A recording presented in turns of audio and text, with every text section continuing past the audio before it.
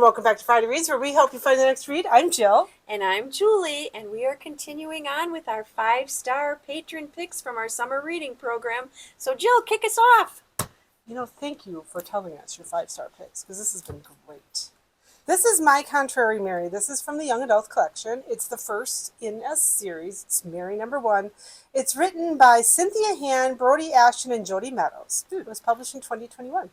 The authors who brought you the New York Times bestselling My Lady Jane kick off an all-new historical trilogy with a classy, courtly tale of Mary, Queen of Scots. Oh. Welcome to the Renaissance France, a place of poison and plots, of beauties and beasts, of mice and queens. Mary is the Queen of Scotland and the jewel of the French court, except when she's a mouse. Yes, reader, Mary is an Eoin, a shapeshifter, in a kingdom where verities rule. It is a secret that could cost her a head or a tail. Luckily, Mary has a confidant in her betrothed Francis. But things at the Gilded Court take a treacherous turn after the king meets a suspicious end. Thrust into the throne, Mary and Francis face a viper's nest of conspiracies, traps, and treason. And if Mary's secret is revealed, heads are bound to roll. With a royalty clever sense of humor, Cynthia Han, Brody Ashton, and Jody Meadows continue their campaign to turn history on its head with this YA fantasy that's perfect for fans of A Gentleman's Guide to Vice and Virtue. So, My Contrary Mary turns into a mouse. It's a secret. Fun pick. My first pick also comes from the YA collections, and this is a new book, came out in July of this year, and this is The Naturals by Jennifer Lynn Barnes. 17-year-old Cassie is a natural at reading people. Piecing together the tiniest details, she can tell you who you are and what you want. But it's not a skill she's ever taken seriously. That is, until the FBI come knocking. They've begun a classified program that uses exceptional teenagers to crack infamous cold cases, and now they need Cassie. What Cassie doesn't realize is that there's more at risk than a few unsolved homicides, especially when she's sent to live with a group of teens whose gifts are as unusual as her own. Sarcastic, privileged Michael has a knack for reading emotions, which he uses to get inside Cassie's head and under her skin. Brooding Dean shares Cassie's gift for profiling, but keeps her at arm's length. Soon it becomes clear that no one in the Naturals program is what they seem. And when a new killer strikes, danger looms closer than Cassie could have ever imagined. Caught in a lethal game of cat and mouse with a killer, the Naturals are going to have to use all of their gifts just to survive. So kind of an unusual premise, but I'm not afraid to think like a killer is what the back of the book says. The Naturals. I'm not afraid to think like a killer. That sounds like kind of book for me. My next one is a memoir. Or biography. Out of the Darkness, The Mystery of Aaron Rodgers. Get you in the mood for football, even though he won't be there. Oh, gosh. Ian O'Connor is the author. This was published in 2024, so it's fairly new. Aaron Rodgers is regarded by some as the most talented player to ever hold the most important job in American team sports, quarterback. He also stands among the most mysterious and polarizing figures in the modern-day national pastime that is pro football. From his controversial COVID stance to his methods of spiritual awakening, to his estrangement from his family, to his high-profile romances, to his devastating Achilles injury, to a mere 4 plays into his New York Jets career, Rodgers has long dominated the NFL's news cycle. At 39, in search of a challenge that would rejuvenate him, Rodgers divorced the iconic Green Bay Packers of Vince Lombardi fame for the Jets, who haven't appeared in a Super Bowl since Neil Armstrong stepped on the moon. The trade made Rodgers the biggest story of the biggest league and the biggest market. By far, that story only got bigger when Rodgers shockingly went down on the night of 9/11 in front of a packed house that roared for him when he took the field carrying an American flag, and in front of the biggest Monday Night Football audience in ESPN history, peaking at more than 25 million viewers. As Rodgers launches his comeback and his bid to lead the Jets to a championship, author Ian O'Connor uses hundreds of exclusive interviews to pull back the curtain and answer the most penetrating questions about Rodgers, perhaps the country's most famous athlete who hasn't had a defining biography written about him. O'Connor reveals all sides of an all-time great and delivers a portrait of a complex man and 4-time NFL MVP that will forever shape the way football fans view him. So, if you want to hear more about Aaron Rodgers, even if you dislike him, it sounds like he had a pretty big He's event. an interesting character, and now he's, Steeler? Pittsburgh Steeler this year, so Already. we'll see what he does this year. Oh, goodness. My second pick comes from the fiction collection. This is Ruby Red Herring, an Avery Ayres antique mystery by Tracy Gardner. This was published back in 2021. In this mystery series debut, perfect for fans of Ellery Adams, an antiques appraiser hunts a missing gem while probing her parents' deaths. After their deaths, Avery Ayres and her teenage sister Tilly take over the family business. Antiquities and artifacts appraised. A lot of A's in this one. Life in Lilac Grove is filled with jewels, tapestries, and paintings, and the antics of eccentric Aunt Midge. But their world is rocked when they learn that the theft of a priceless ruby may be connected to their parents' demise. The trouble starts when the Museum of Antiquities hires Avery to appraise a rare, resplendent ruby. It bears a striking similarity to a stone in the museum's bejeweled dragon's head medallion. One of the dragon's ruby eyes was stolen long ago, replaced with a fake. Now Avery's colleagues, pompous Sir Robert Lane and fatherly Micah Abbott, suspect they may have the missing gem. But facets of the case remain kind of cloudy. Detective Art Smith is snooping around. Another body turns up, and Avery finds mysterious notes that impossibly seem to be written by her father. Accompanied by her Afghan hound, Avery enlists Art's help in cutting the list of suspects who might have polished off her parents and swiped the jewel. Was it art collector Oliver Rennell, curator Nate Brennan, actor Tyler Chadwick, or was the theft an inside job perpetrated by someone all too close to Avery? If she can't find the culprit, Lilac Grove may be the setting for Avery's own death. This author had 2 books on the 5-star read. Wow. Peril at Pennington Manor by her was also recommended as a 5-star read. So check out Tracy Gardner's Ruby Red Herring or Peril at Pennington Manor. And that is a new author for me as well. I think that's yeah. This is why we like you guys' reviews, because we don't know of these books. I know of this one, and I was actually wondering about them, so I'm glad to hear that they're good.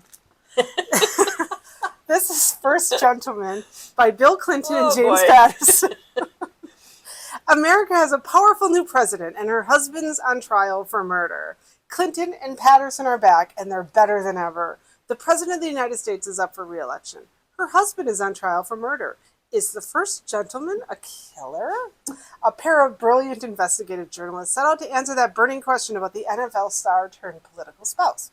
The First Gentleman knows all the twists and turns and the authenticity one expects from the #1 best-selling authors of The President is Missing and The President's Daughter. So I'm assuming it's the same president in all of them. But I wonder sometimes if this is like Bill Clinton imagining what life would be like, and would he be a killer or something?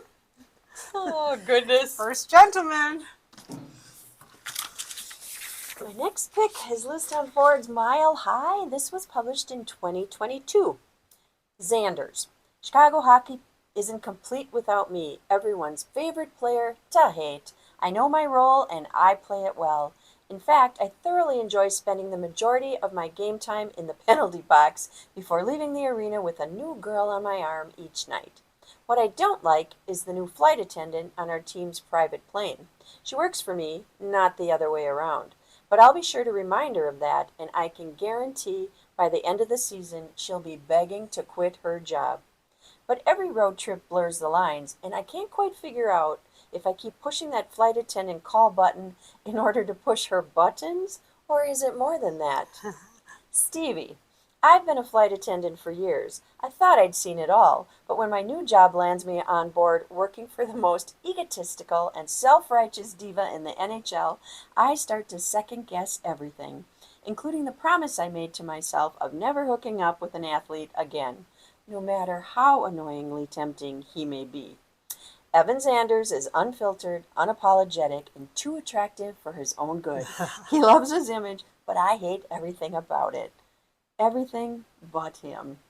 So this author also had other 5-star reads. The Right Move and Play Along were also landed on our 5-star picks. Wow. So this author had 3 this summer.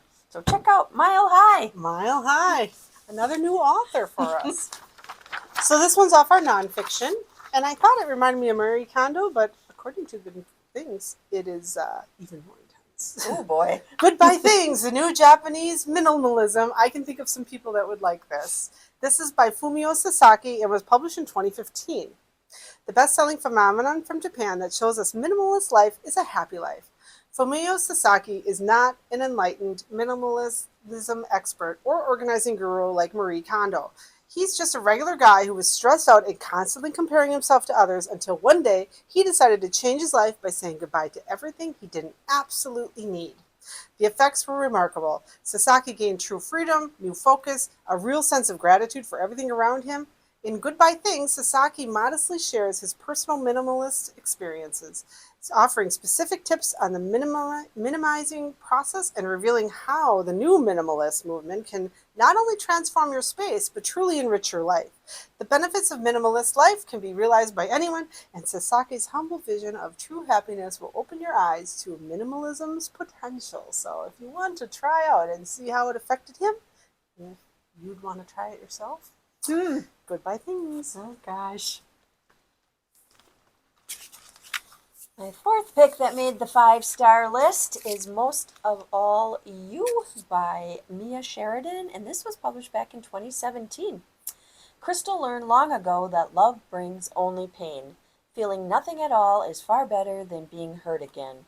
She guards her wounded heart behind a hard exterior and carries within her a deep mistrust of men who, in her experience, have only ever used and taken.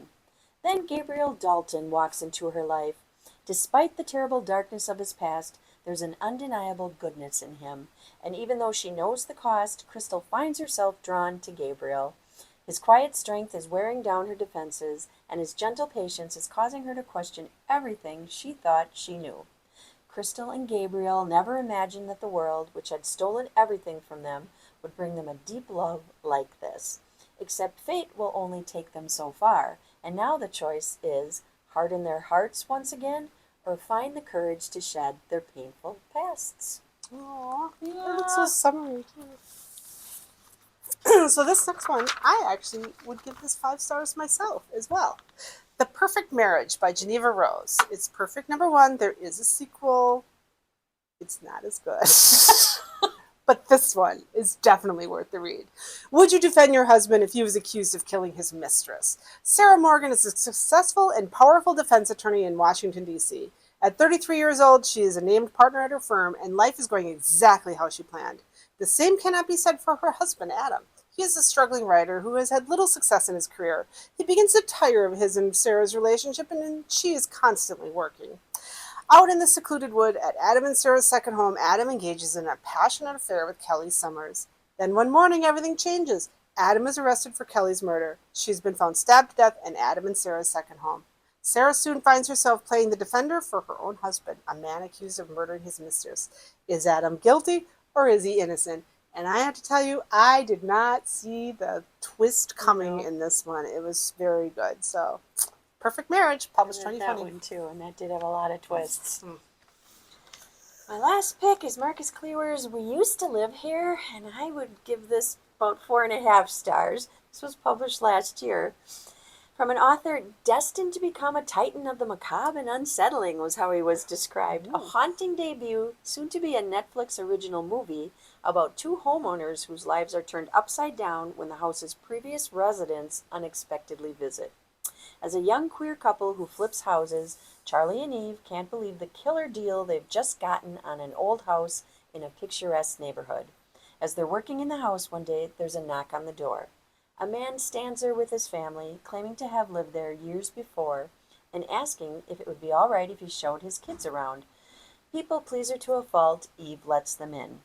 As soon as the stranger entered their home, inexplicable things start happening, including the family's youngest child going missing and a ghostly presence materializing in the basement.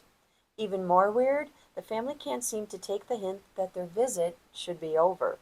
And when Charlie suddenly vanishes, Eve slowly loses her grip on reality. Something is terribly wrong with the house and with the visiting family, or is Eve just imagining all this? This unput-downable and spine-tingling novel is like quicksand. The further you delve into its pages, the more immobilized you become by a spiral of terror. This book will haunt you even after you have finished it, said Augustina Pastorica, who is the author of Tender is the Flesh. And I read that one over a weekend, like just quick. I just kept going with it because it was good. I have that one totally on my list. It's a great recommendations. And we thank you for giving us our recommendations. We have another week of summer reading left, so keep them coming when you come in. Tell us what your ratings are on these books so we can share. Yeah. You can find our videos on our Kimberly Library Facebook page, YouTube channel, and on our website. And until next time, happy reading and thanks for watching. Bye!